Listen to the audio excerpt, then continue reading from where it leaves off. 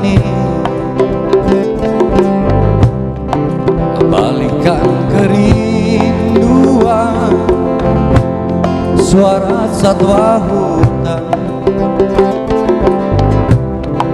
gemercik keheningan air sungai kedamaian.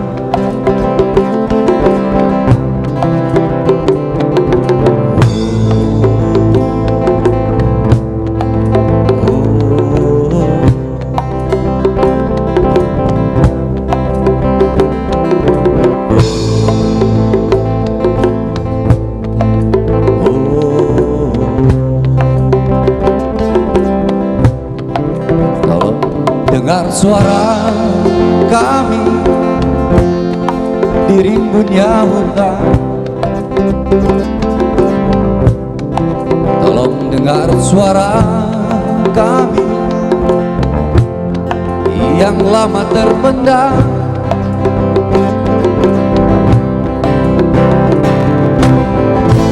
Cendrawasih pun menangis, tanah kami merintih, tradisi kami terbeli, rimbun hutan tinggal mimpi. Sungai kami tercemari, Papua menang.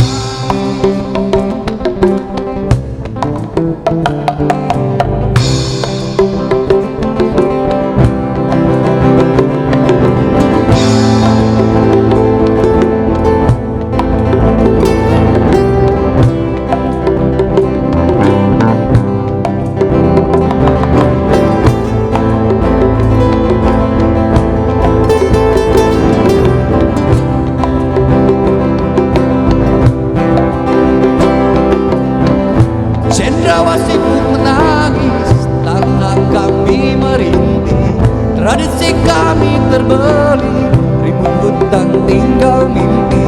Sungai kami tercemari, Papua menang.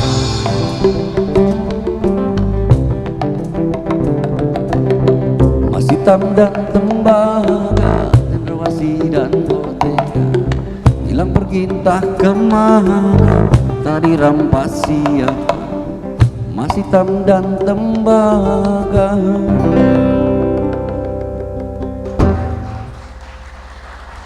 Tembang politik, buat politik jadi asik. Oh, Amin. amin. Oke. Oke, kita sapa dulu ya Kang Cepi ya. Oke, assalamualaikum warahmatullahi wabarakatuh. Halo pemirsa RCTV dimanapun Anda berada, yang ada di rumah dan juga ini sudah hadir yang ada di studio Kaliandra. Saya boleh minta tepuk tangannya? Oh, oke. Kang Cepi, pemirsa saya hadir bersama dengan Kang Cepi dan teman-teman ini ya. Oke, Kang Cepi boleh diperkenalkan bahwa siapa aja pada malam hari ini? Assalamualaikum warahmatullahi wabarakatuh. Nama saya Cepi. Ada Mas Angga. Oke, Mas Angga. Boleh dong tepuk tangannya untuk Mas Angga dong? Melodi. Mas Angga ya. Ada Mas Agung di perkusi nih. Nah ini ada di belakang ada Pak Edo. Mas Edo ini PRT di beliau. Oh Pak RT. Oh iya ini jadi saya nurut sama beliau itu. Okay. Kan tertinggi beliau di warga. Betul ya. Ya. Kok Pak RT dibawa-bawa ke sini nih ya? Kang Cepi ini luar biasa bisa bawa Pak RT ya. Oke. Oke, Kang Cepi kita malam hari ini juga kita akan ngobrol tentang asiknya berpolitik. Wah, ini menarik ini. Menarik ya. Iya. Menarik kan nih Kang Cepi ini? Menarik dong, kan ada makanya ada istilah sospol ya, ilmu politik itu kan. Nah itu, kenapa harus ada ilmu sospol? Karena memang sebetulnya penting ya. Edukasinya itu adalah politik itu asik Kang Iya, Cepi. ada yang mengatakan katanya kan politik itu seperti udara. Ada yang mengatakan itu ya. Oke, jadi, ya. kan nggak mungkin kita hidup tanpa udara. Tanpa udara. Begitupun dengan politik ya Kang Cepi ya. Semoga udaranya bersih. Oke, pemirsa RCTV hadir juga di studio Kaliandra. Ini sudah ada mahasiswa. Saya boleh minta suaranya mahasiswa yang dari UMC, mana suaranya? Oke. Oh, ini dari mana aja ini, ramai sekali. Dari mana aja nih ya? Menarik ini, Indonesia sekali warna-warni. Indonesia sekali ya, oke ya, berwarna-warni. Ada nih yang dari UGJ, suaranya mana UGJ? Oke. Yang lainnya dari IAIN ada? Ada, oke. Banyak ternyata Kang Cepi ya. Banyak loh. Banyak. Ini kita ditonton sedunia ini. Sedunia.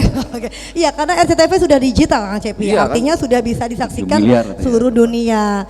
Dan yang paling menarik ya Kang Cepi, kita malam hari ini kita akan ini. hadir nih ya, tokoh nasional. Woi, Atau di atas nasional. Wah itu lebih terkenal lagi saya pikir ya. Terkenal lagi Terus ya. Asia Tenggara mungkin beliau dikenal juga. Beliau dikenal juga ya. Karena kan lama beliau pengalaman di politik. Di politik, dan pastinya nanti juga pada malam hari ini beliau juga akan kupas tuntas bagaimana caranya berpolitik asik ya, apalagi untuk anak muda, anak milenial ya. Semoga acara yang sederhana ini bisa menjawab persoalan-persoalan yang sesungguhnya tidak sederhana juga. Oke, tokoh nasional kita pada malam hari ini yaitu Bapak Dr. Insinyur Haji Herman Hairon. Saya minta untuk naik ke atas panggung. Saya boleh minta tepuk tangannya untuk beliau.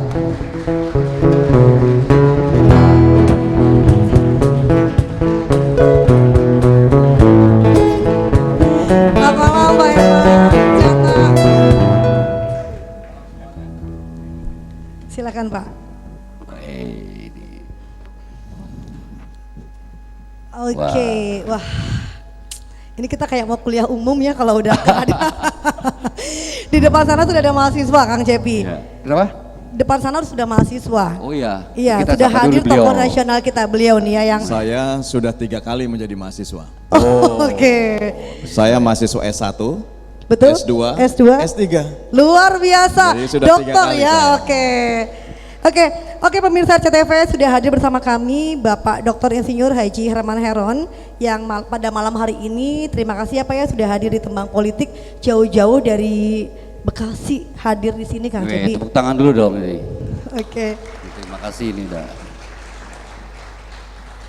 Mungkin kita lebih akrab kita panggil Kang Hero saja ya Pak Hero ya. Oke. Mungkin sebelumnya Pak Hero boleh juga perkenalan dulu nih bahwa hadir juga mahasiswa dari UGJ, dari UMC juga, dari IAIN juga nih, luar biasa nih untuk bisa belajar bareng tentang politik ya pada malam Iya, hari tadi ini itu pastinya. ya. Oh itu temanya apa tema kemarin tuh? Tema kita apa Kang Cepi malam ini? Apa ya? Masa depankan apa? Politik, kesejahteraan apa namanya? politik ya. Kesejahteraan Wong Cirebon. Wong Cirebon, Oh, iya. oke. Ini pas banget nih ya kalau kita hadirkan tokoh Pak Herman Hairon. Kang Hero, boleh disapa dulu pemirsa RCTV dan juga yang di Kaliandra Kang Hero. Ya, Assalamualaikum. Selamat malam para mahasiswa yang dari Universitas Sunan Gunung Jati. Mana? Oh, sebelah kiri. Kemudian dari IAIN Syekh Nurjati. Dari UMC Universitas Muhammadiyah Cirebon.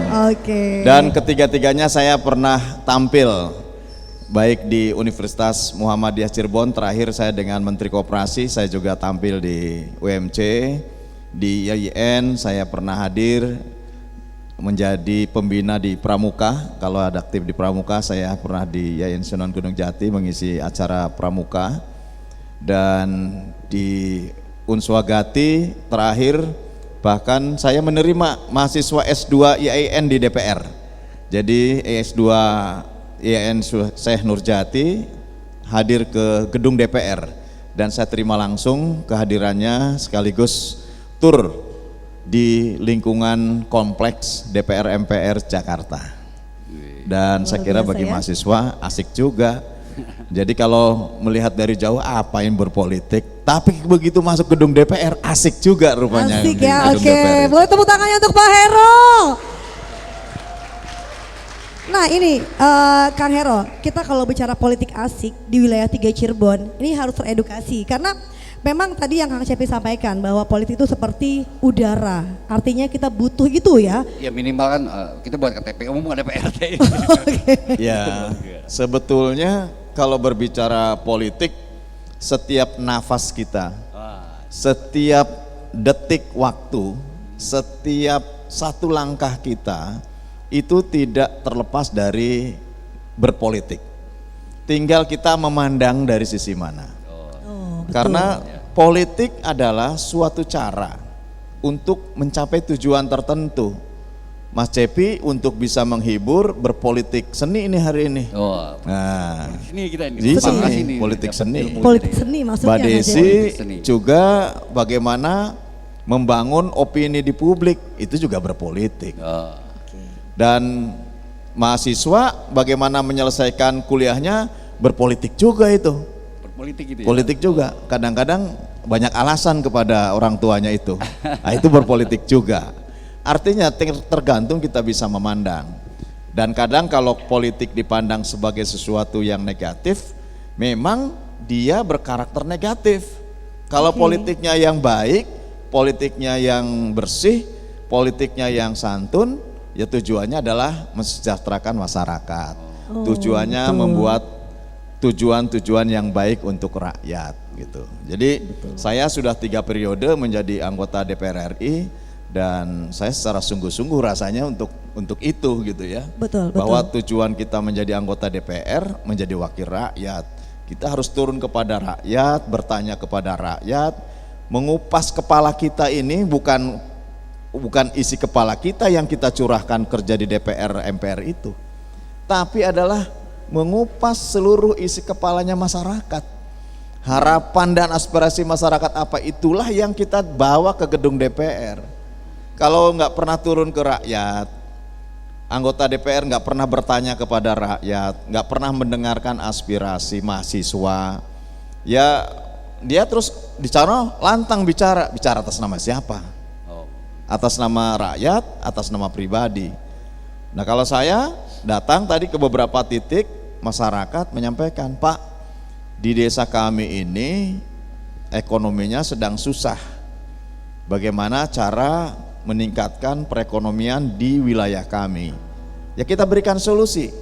Sambil jika memang regulasinya tidak mendukung, inilah suara rakyat yang harus dibawa kepada pengambil keputusan di gedung DPR. Dan seluruh kehidupan manusia, seluruh kehidupan masyarakat Indonesia itu tidak terlepas dari kebijakan yang diambil di gedung DPR. Karena dari mulai undang-undang Dasar 1945 sebagai konstitusi itu diputuskan di Majelis Permusyawaratan Rakyat. Kemudian turunannya kepada undang-undang diputuskan di DPR. Seluruh persoalan yang tidak nyambung terhadap konstitusi digugat di Mahkamah Konstitusi. Semuanya bermitra di DPR dan seluruh hampir kebijakan-kebijakan bangsa ini diputuskan di gedung DPR. Oke. Undang-undang sistem pendidikan digodok DPR juga ya Pak ya. Diketoknya di DPR. Undang-undang kesehatan digodok, dibicarakan, diputuskan di gedung DPR. Undang-undang penyiaran juga di DPR. juga. Jadi hampir seluruhnya. Oke. Nah, kalau yang baik-baik kemudian menganggap politik itu tidak baik, sayang. Politik itu adalah justru tempat untuk orang-orang yang baik. Oke, Pak Hero terima kasih, boleh tepuk tangannya.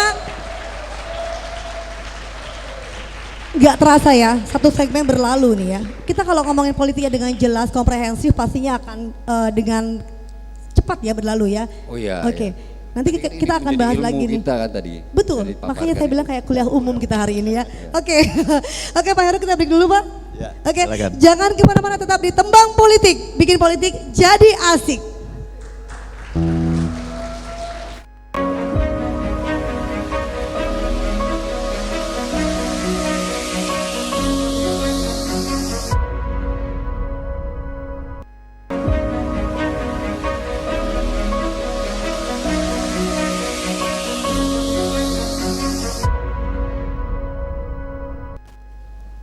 Halo pemirsa, bersama kami masih di Tembang Politik, buat politik jadi asik. Oke, masih ngobrol politik, berat sih memang kalau kita bicara judulnya politik ya Kang Hero ya. Tapi karena kita buat asik semuanya jadi ringan. Oke, bisa dilanjut Kang Hero tadi luar biasa bahwasanya di DPR itu digodok semua ya.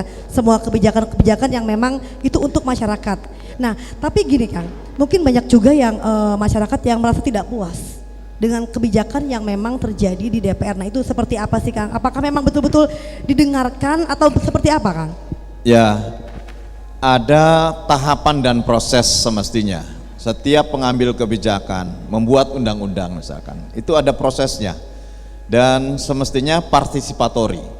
Jadi kalau ada undang-undang yang menuai reaksi, utamanya mahasiswa yang sering turun ke jalan dan sering menghiasi depan gedung DPR. Tentu ini karena memang kurangnya sosialisasi, informasinya tidak terdiseminasi dan tidak partisipatori gitu ya. Tetapi saya pernah menjadi ketua panja undang-undang hampir mungkin belasan ya. Saya belasan menjadi ketua panja undang-undang selama saya 13 tahun menjadi anggota DPR. Dan rasanya tidak ada satu undang-undang pun yang menuai reaksi. Atau barangkali undang-undang yang di saya terlalu sektoral. Misalkan saya menjadi ketua panja undang-undang pangan, sektoral sekali. Ketua panja undang-undang perlindungan pemberdayaan petani, Ketua Panja Undang-Undang Perlindungan Pemberdayaan Nelayan, Pembudidaya Ikan dan Petambak Garam. Terakhir saya di Komisi 2, saya pimpinan Komisi 2, menjadi pimpinan Panja Undang-Undang Pertanahan, agar reaksinya agak menguat. Karena memang ini menyangkut hajat hidup masyarakat. Yang terakhir yang rame tentu Undang-Undang KUHP yang ini menuai reaksi masyarakat, termasuk Omnibus Law Cipta Kerja yang saya kira ini memang perlu pemahaman dan perlu pendalaman lebih lanjut pada waktu itu. Terlalu terburu-buru, kurang partisipatori, sosialisasi kurang, pasti menuai reaksi masyarakat. Pasti itu ya. Tapi pada prinsipnya memang awalnya aspirasi dari masyarakat juga ya Pak Heru ya. Setelah itu kebijakan baru ada reaksi dari masyarakat gitu. Ya karena masyarakat merasa kaget gitu ya. Merasa kaget. Undang-undang dengan ratusan pasal dan mensinkronkan dari belasan undang-undang, masyarakat sulit untuk berpikir sejauh mana. Jangan-jangan ini meninggalkan kepentingan masyarakat untuk kepentingan oligarki misalkan. Itu gitu ya, ya. Nah ini yang tentu saya sebagai partai yang di luar pemerintah selalu mengkritisi, dan ini semata-mata sebetulnya ya menyuarakan rakyat gitu ya. Betul, tapi pada prinsipnya menyuarakan rakyat. Boleh tepuk tangan tukang Hero. Oke ya. Jadi tadi kalau bicara politik asik nih, tapi Kang Hero melihat masyarakat wilayah 3 Cirebon nih khususnya, mungkin juga ini ada mahasiswa yang saat ini hadir ya, dari UMC yang pastinya, dari juga IAIN, tidak semuanya dari Cirebon, pasti dari luar Cirebon juga. Seperti apa sih Kang Hero prospek mereka ke depan untuk melihat politik-politik yang memang terjadi saat ini? Saya tadi memberikan sebuah penawaran menarik sebetulnya. Kalau orang-orang baik tidak masuk dunia politik, maka dunia politik akan dikuasai orang-orang jahat. Nah, padahal di dalam gedung DPR itu yang notabene-nya memang ini melupakan jalur politik, itu mengambil keputusan seluruh sendi-sendi kehidupan berbangsa, bernegara, dan sendi-sendi kehidupan masyarakat. Nah, oleh karenanya ya mari diajak yang punya nilai idealisme, yang punya nilai-nilai idealisme, punya nilai-nilai intelektualisme, yang punya nilai-nilai kemampuan daya pikir yang lebih, kemudian didasari punya kepedulian terhadap masyarakat, hatinya peka terhadap masyarakat, ayo masuk dunia politik. Supaya apa? Supaya betul-betul politik menjadi sebuah tujuan yang asik, tujuan yang benar, tujuan yang bisa memberikan kontribusi kepada masyarakat. Oke, jadi orang baik siap berpolitik ya? Siap? Mahasiswa suaranya mana? Oke. Kirain ngantuk. Kirain ngantuk, iya tadi diem aja. Ini nih sebetulnya ini, malam ini apa? Hari ini ya? malam Jumat hari ini. Selamat Hari Ibu juga ini. Oh, Hari Ibu juga, iya betul. Oke ya, Hari Ibu hari tanggal 23 nih Kang Cepi ya. Ada hal juga barangkali ya Mbak Desi, politik is perception ya. Politik itu kadang-kadang juga hanya persepsi saja. Orang itu juga hati-hati terjebak dalam post-truth politik ya. Artinya sesuatu yang salah kalau diulang-ulang itu kadang menjadi benar. Itu hati-hati. Nah, oleh karenanya dalam berpolitik harus menjaga dua sisi. Pertama harus menjaga sisi persepsi supaya yang salah adalah salah, yang benar adalah benar, yang hak adalah hak, dan yang batil adalah batil gitu ya. Yang kedua ya harus kita juga melihat sesuatu yang diulang-ulang dalam media publik yang lebih sering, ini apa? Ini harus didalami betul. Jangan sampai tiba-tiba semua lini sudah dikuasai untuk tidak dilakukannya pemilu sesuai schedule 2024 atau menambah kekuasaan 3 periode atau menambah kekuasaan presiden dan legislatifnya 2 tahun ke depan. Ini sebetulnya merusak tatanan. Nah, kalau ini diulang-ulang terus dan masuk dalam mindset masyarakat, ini bahaya bagi demokrasi yang sehat, demokrasi masa depan, demokrasi yang lebih fair untuk seluruh rakyat Indonesia. Oke, luar biasa ya. Oke, jadi mengulang-ulang persepsi yang tidak baik tadi ya Kang Hero ya. Ini akan kita kupas ya di segmen berikutnya, tapi sebelumnya kita dengarkan dulu lagu dari Kang Cepi. Lain lagu dari suami dari lagu Bang Iwan ini ya. Tapi di grup Sawami, judulnya Oh Ya. Oh iya, oke.